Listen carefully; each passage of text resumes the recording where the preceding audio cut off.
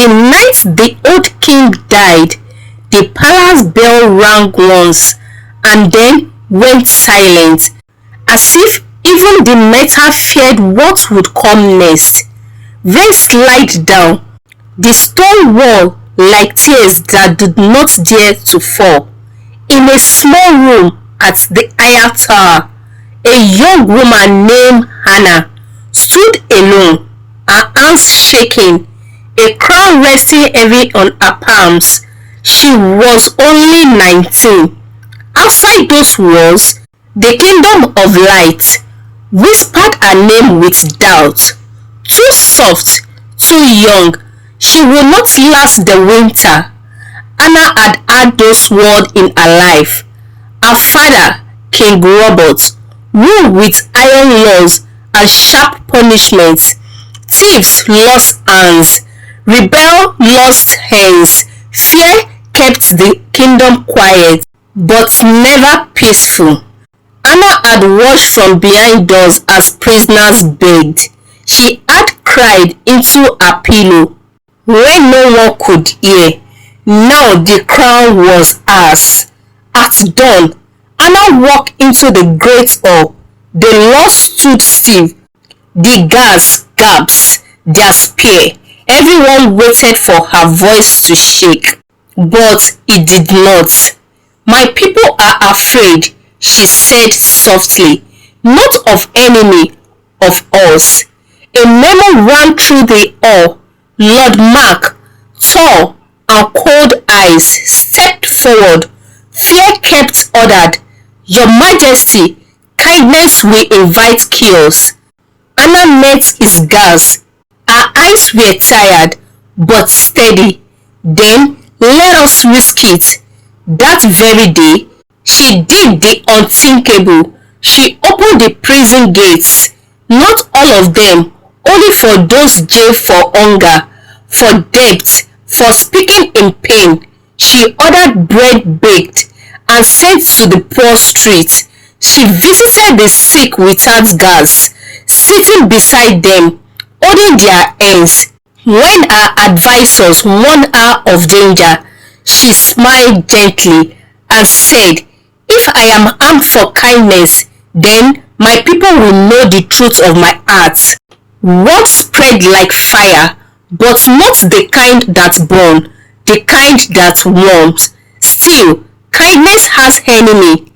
A year passed, and the kingdom faced the darkest threat. A powerful general named Mide, once loyal to her father, gathered an army in the north. He promised to restore strength to Light's kingdom. He promised fear. The council begged Anna to strike first. Burn the north, Lord Mark urged. Make an example. That night, Anna did not sleep. She walked the garden where her father once plan was. She remembered a boy she had met years ago. Crying in shame, she had given him water. He had looked at her like she was light. At sunrise, Anna made her choice. She rode on her horse to the north, not with an army, but with a small group and no sword. When General Ahmed saw her approaching, he laughed. "You bring mercy to battlefield." She dismounted and stood in the cold wind. "I bring truth." Before thousands of soldiers, Anna spoke. She spoke of her mother who buried son, of field left empty by war, of how fear had made them strong, but also alone. "I will not fight you," she said, "but I will listen. Lay down your weapon and I will hear every wrong done to you. I'm ready to listen to every pain." Silence fell. Then one soldier dropped his sword, then another. Ahmed's face was frightened.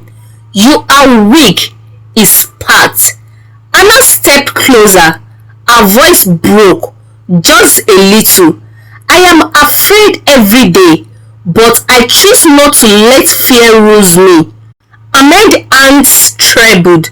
He remembered a time before blood. He fought to his knees. The war ended without a battle. Years passed. The light kingdom changed. Crime fell, not because of terror, but because people felt seen. Children learned to read in open schools. Farmers spoke freely to the crown. When flood came, Anna walked beside them, mud on her dress, laughing through tears. 10 years passed. Light kingdom becomes peaceful. Queen Anna grew older. Lines formed on her face. And through listening, not shouting.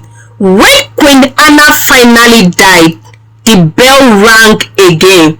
But this time, they rang and rang. People filled the streets, not in silence, but in song. They did not say she was perfect. They said something greater. She loved us, and long after her name faded into history, mothers told their children a simple truth, that a young queen once ruled without fear, and in doing so, changed the destiny of a kingdom. Thank you for watching this story. Kindly share this story out with your loved ones. Give this story a thumbs up and subscribe to this channel if you have not done so by now. Until I bring another story your way. Bye.